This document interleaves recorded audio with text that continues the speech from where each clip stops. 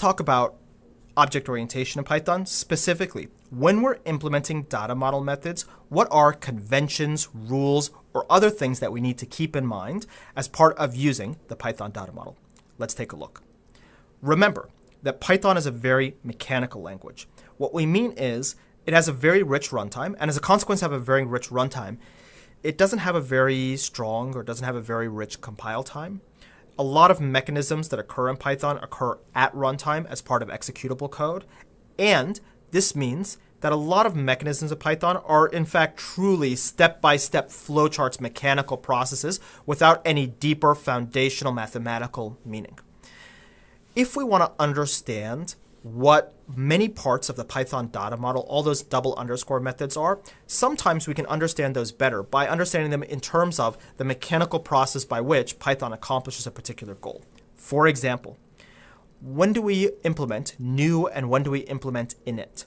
Well, the answer is, if we think about the mechanical process by which an instance is created, well, an instance is created inside the call of its meta class, and the call first uses new to create an instance of that object, and then initializes it.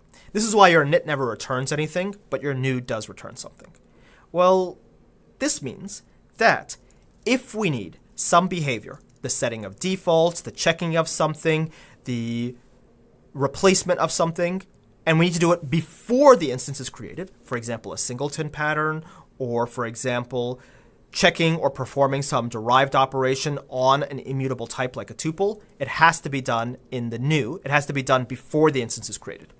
If we can do the operation after the instance is created, well, we can do it in the init. And by convention, we generally prefer to use the init if it's a case that it could be done in either one of those two places. But our understanding for whether you use new and init, well, it's really, do we need to come in before the instance is created, or do we need to come in after the instance is created?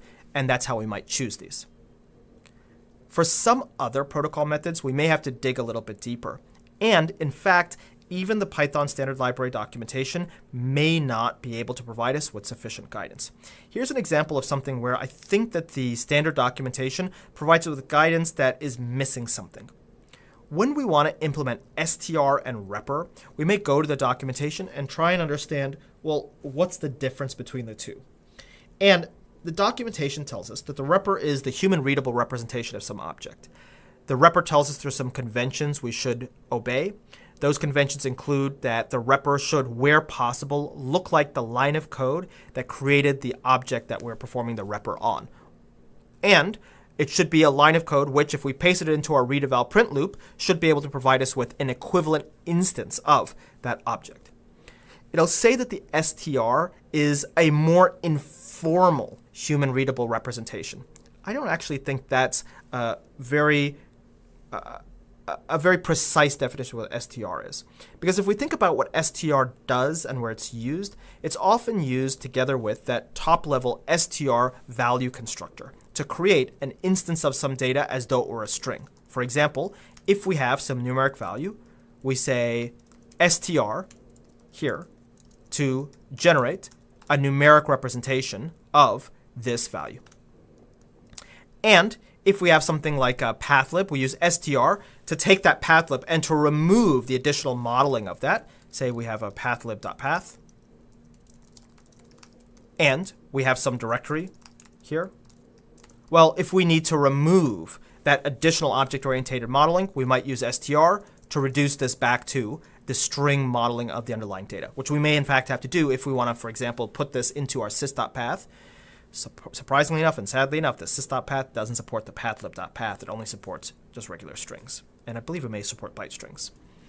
Well, that suggests to me that whereas the repr genuinely is the human readable representation of something, the str is that thing encoded as though it were a string, giving us multiple possible encodings for some underlying entity. Because we can see for an IP address or a pathlib.path, we can encode this as just a regular string, or we can encode this as a rich object. Well, in the case of this example, where you can see we have a very simplistic, very light, very minimal modeling of the absolute basic details of the SQL language, perhaps because we want to be able to programmatically manipulate SQL statements. Here we have a select statement that can be composed of an optional where clause and it implements both repr and str. The repr it implements is just the regular repr. And so here you can see it looks like the line of code that would have created this thing in the first place. But the str looks quite different.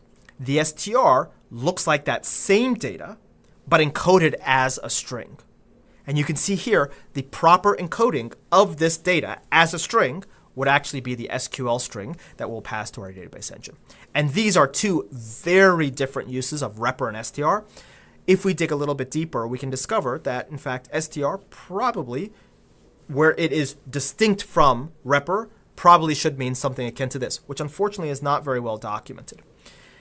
That said, do note that if we don't implement repr, there are fallback approaches, and it's very likely that if we don't implement repr, we'll fall back to str. So in some cases, what the documentation says, that str is kind of a less formal, a more informal representation that doesn't have any constraints around it, maybe that's fine as is.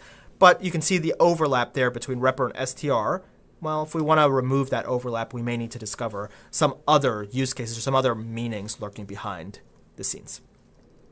Note that sometimes what a protocol method, what the data model method means can be very misleading. If we think about what hash is, we might say, oh, hash and our top level hash function is our way to say, take some object and give me a pigeonholed identifier for that object. Not a unique identifier for that object, but something where it's an identifier that can be used in cases where we need some overlapping, pigeonhole principle says that multiple things will hatch the same value, overlapping identifier, and that overlapping identifier has to be some numerical identifier. In fact, that's how hash is used inside the internals of a Python set or a Python dictionary. We might say that if we had our own external system, like an object database, and that object database needed to compute hashes of these things for its own storage or deduplication purposes, well, we should just use the built-in _hash, the built-in top-level hash function, and the hash data model method. But this is in fact not a good idea. The hash protocol method has very, very narrow use. It really only means the computation of the hash specifically for the purposes of putting this thing in a Python dictionary or a Python set. And the reason why it has such a narrow meaning is, if we look across Python versions, we will see that the computation of the hash is not stable. It's not only not stable, but when it changes without as much prior warning as other things. If this were something which we would anticipate would change slowly, we would expect that there would be one version where we're warned this may change in the future, and then it changes. But you can see that it just changes value from Python 3.7 to Python 3.8, and then again maybe at some point in the future, without much warning beyond what you'll see in the changelog. As a consequence, what this tells us is it is probably not safe to store hash values outside of a running program in, for example, our aforementioned object database. Because if we upgrade our Python version, suddenly none of our hashes match anymore. And we'll have to go and repopulate that entire database, recompute all the hashes. And if we have two clients that are reading, and one client is reading using Python 3.7, and the other client is reading using Python 3.8, well, we're going to have some difficulty. Here, what we can see is that whereas hash suggests that I might have some broader use, it is in fact a very narrow tool that's really only used for the purposes of putting this thing into a set or a dictionary, and only is valid over the lifetime of the running program, but it's not something that we should store outside of our running program. When we look at other protocol methods, we may discover that there are rules that guide the meaning of this protocol method. When we think about the protocol method len, we think about this as meaning the size of an object. How big is it? When we want to ask how big is this thing, we'll call len on that, because that's exactly what we do for a list, a string, a dictionary, a set, all of our other built-in types. But how big is something could be interpreted in a lot of different ways. One way that it could be interpreted is some kind of measure that could be negative. How big is this? Well, how big this thing is, how big this thing is, and you add them together, and if they're equally big, but this is negatively big, like antimatter and matter, they cancel each other out. However, when we look at len, we can see that len cannot return a negative value. So it's very clear that len means how big something is using an interpretation of how big it is that supports only non-negative sizes. Additionally, when we think about how big something is, well, if we think about like a measure space, like a probability space, we could say, well, how big something is might be its probability, which is some fractional value between 0 and 1. And so we could return some fractional value. But len cannot return a non-integer value. And so when we think about what len is, it is indeed the size of an object. It is our notion of how big is this, but only where that notion is the integer non-negative size of that thing, where possible. And if there are multiple competing ways for us to answer this question of how big is this thing, but only one of those ways is how big is this thing in an integer non-negative style, well, that's the one that we should implement as len, because the other one simply cannot be implemented as len. Len cannot return a negative value or a non-integer value. Do note that there may sometimes be some disagreements about implicit rules that appear in our implementation. For example, bool tells us that it must return a true or false. And it is very much the case that if we try to return something that is not a true or a false from bool, well, we run into trouble. However, there in fact is one other thing we could do inside bool that is not listed in the documentation as being invalid.